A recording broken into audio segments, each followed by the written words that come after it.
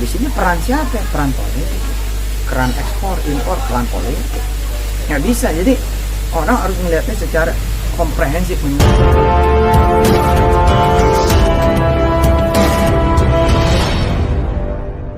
Waalaikumsalam warahmatullahi wabarakatuh. Sekarang tampaknya ini ya kayak sedang sibuk untuk di dunia berpolitik lah katakan.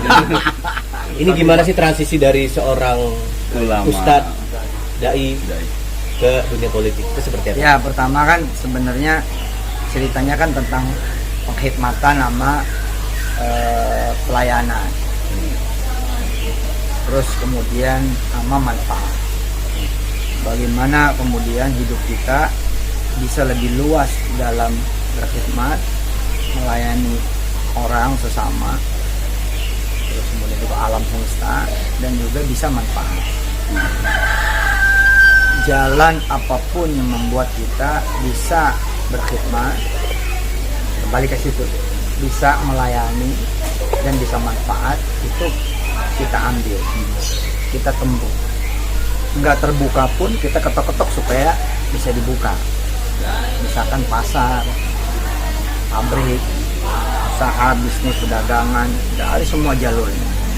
Nah, termasuk politik yang menyangkut hajat hidup satu negeri, satu bangsa. Karena keputusan-keputusan politik itu kan benar-benar pengaruh kepada perutnya semua orang, kebutuhan keperluannya semua orang, pendidikannya semua orang, termasuk kemudian agama, keyakinan, kepercayaan semua orang, nasib kemudian dunia kerja, dunia usaha dengan segala peraturan perundang-undangan. Jadi saya pikir ya kenapa kita ada di luar gitu. Ya bismillah lah gitu. Nggak dibuka aja, nggak terbuka aja, kita harus masuk. Apalagi kemudian memang dibuka dan terbuka gitu. Dan menurut saya harus banyak anak-anak muda, ya bahkan yang jauh di bawah saya, yang jauh lebih hebat juga, baik bukan secara umur saja tapi jauh lebih kreatif, lebih lurus, lebih lempeng. Itu harus mewarnai negeri ini supaya negeri ini juga diisi ya kali gitu ya, ada gelombang baru lah gitu ya. Dan saya lihat kan semakin hari semakin baik. Kita mudah-mudahan ke depannya tambah baik lagi sehingga Indonesia bisa menjadi negara adidaya, negara maju sebutannya, bukan lagi negara berkembang. Dan saya berharap semua yang berkecimpung di dunia politik punya pesan kuat dari dalam dirinya untuk berkhidmat, melayani, dan punya manfaat. Dan jika ini benar, maka ini bisa disebut karena Allah. Kan orang suka bilang begini kan, lu kerja lu nyari duit doang gitu, kerja lu nyari duit aja gitu, atau kerja lu bisnis terus gitu, atau kerja lu kerja terus gitu, kapan lu ibadahnya? Nah, ini harus kita dudukin dulu bahwa semua aktivitas manusia itu bisa menjadi ibadah dan amal soleh. Buang angin bisa, buang air kecil bisa, buang air besar bisa, tidur, mandi bisa, semua bisa jadi ibadah dan amal soleh. Apalagi kerja, usaha, termasuk dunia politik. Masa ketika kita ngurusin orang nggak bisa jadi ibadah dan amal soleh? Nah, ketika kemudian saya dan banyak lagi ulama-ulama lain masuk ke dunia politik, nggak diragukan ini karena Allah. Terus orang bilang ini, emang Allah nyuruh kita berpolitik? Bukan, Allah menyuruh kita berkhidmat sama sesama. Allah menyuruh kita melayani sesama. Allah menyuruh kita untuk kemudian punya manfaat. Nah, bila kemudian jalan politik ya, bisa menjadi jalan yang membuat kita bisa tambah luas, tambah gede, tambah besar, tambah banyak hikmatnya, pelayanannya dan manfaatnya, itu perintah Allah. Kayak orang begini, orang main bola, emang Allah nyuruh lo main bola? Allah menyuruh kita supaya sehat, gitu. Nah, caranya supaya sehat diantaranya ya main bola. Jadi ketika kita bilang saya main bola karena Allah, ya benar, kan gitu kan. Terus Allah yang nyuruh kita kan prestatif, ada prestasinya, ada amal solehnya, ada ngebanggain, harumin negaranya, kotanya, daerahnya. Ya itu kan semua karena Allah ya. Bismillah. Ustaz, seorang dai itu kerja ya, katakan bekerja untuk umat. Ya. Seorang politisi, Hmm. bekerja untuk rakyat juga ya. Hmm. Artinya ada persamaan Pak Ustadz. Ada, asal dia sama-sama betul tadi karena Allah. Visi misinya membuat orang banyak, buat kerakyatan, buat kemajemukan masyarakat, buat bangsanya, buat negaranya. Wah, itu udah menurut saya super keren. Dan kita ini harus terbiasa melihat orang banyak masuk ke banyak lapangan. Kita harus senang kalau ada orang, saya misalkan melihat orang multi talent, senang. Nggak gini saya mau ngomong, dia mah apa aja dia ambil. Enggak, itu kan itu orang hebat, bisa ngambil apa aja selama dia emang mampu di apa aja itu. Nah, saya pernah nyontoin ya, ada imam masjid, suaranya enak banget. Ada orang datang cuman pengen sholat maghrib terus pulang di masjid yang dia nggak kenal sebelumnya. Tapi begitu dia datang, imamnya enak banget. Yang tadi pengen pulang jadi pengen nungguin isya supaya diimamin lagi sama imam tersebut. Nah ini kan udah mulai nih kelihatan nih ada talent dia jadi imam enak banget. Nah dia ngobrol tuh sama orang banyak, begitu ngobrol nunggu waktu isya dia dapat pengetahuan bahwa imam ini kontraktor.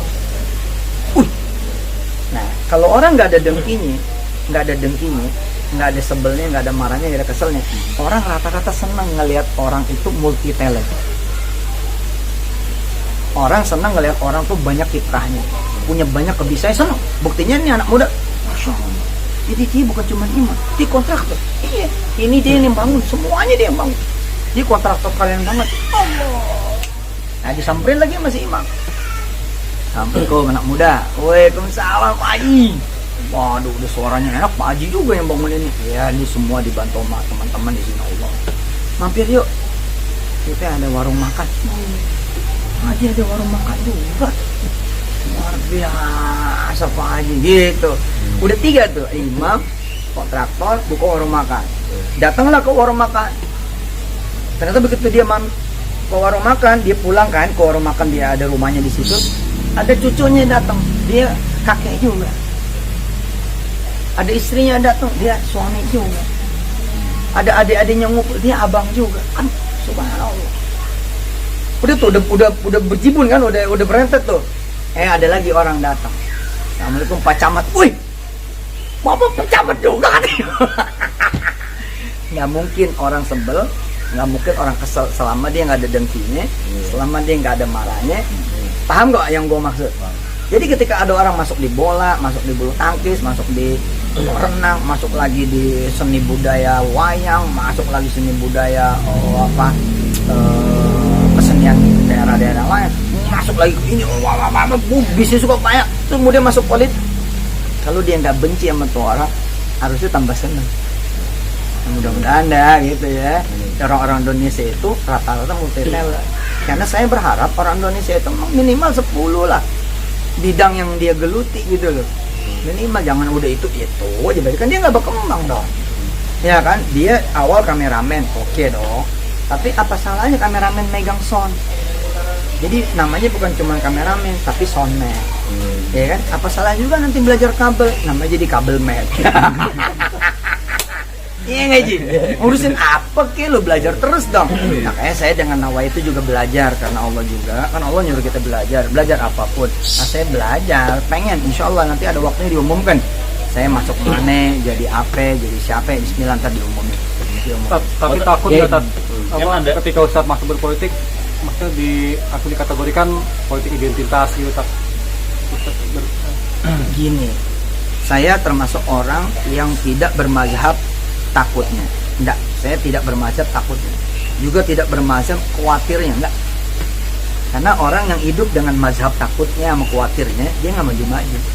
Kita kalau begini takutnya bengong, kemudian khawatirnya begini. Lalu begitu mulu mikirnya, ya kita nggak maju-maju. Itu walaupun kita harus hati-hati ya, tapi jangan bermazhab takutnya sama khawatirnya. Lo takutnya anggapan orang berubah ke lo, ya gue mah nggak pakai mazhab lo, nggak pakai mazhab takutnya tadi. Kita mah mazhab optimis aja, iya nggak? Kita alirannya aliran yakin aja, Bismillah, Insya Allah. Termasuk takut ditinggal jamaah, karena yang jamaah itu nggak selamanya satu pilihan, pasti berseberangan, itu takut ditinggal gitu bro. Ya itu tadi, karena aliran kita yang nggak ada aliran takutnya sama khawatirnya, ya kita positif aja sama jamaah. Kan gini, kita mikirnya bagaimana ke dia, nanti dia begitu sesuai dengan pikiran kita. Nah, kita bilang, dia makanya nggak bakal suka sama gue, ya nggak bakal suka. Tapi ketika kita mikir gini, insya Allah dia bakal suka sama gue, ya insya Allah bakal suka gitu. Hah? Kita datang ke kantor, bawaannya udah bos bakal marah aja, lu dimarahin beneran. Tapi begitu kita datang ke kantornya, ya insya Allah bos bakal maafin kita, maafin itu. Nah, Pak Ustadz, ini kan kalau kan banyak ya pastinya bakalan banyak tuh yang namanya ntar pro kontra gitu. Pak Ustadz, kan ada yang bilang kan jangan dong dimasuk-masukin antara urusan agama dengan politik dan macam-macam kayak gitu, gimana mungkin Pak? Agama membutuhkan politik, politik membutuhkan agama. Kalau agama ya nggak masuk ke politik, berantakan. Tapi kalau politik kemudian juga jauh dari agama, agama siapa yang ngurus? Orang dari mulai pernikahan aja itu hasil undang-undangnya politik. Undang-undang perkawinan tahun 70 berapa itu kan hasil politik. Kemudian undang-undang syariah hasil politik. Dan saya melihat banyak umat dari berbagai umat termarginalkan. Umat dari berbagai umat, bukan cuma Islam saya, tapi juga umat dari berbagai umat yang lain juga terpinggirkan. Banyak yang menjadi korban dari kemudian ketidakberpihakan terhadap ekonomi kerakyatan, ekonomi kecil. Nah di sini peran siapa? Peran politik. Keran ekspor, impor, peran politik. Nggak bisa. Jadi orang harus melihatnya secara komprehensif menyeluruh. Makanya saya bilang agama membutuhkan politik, politik membutuhkan agama.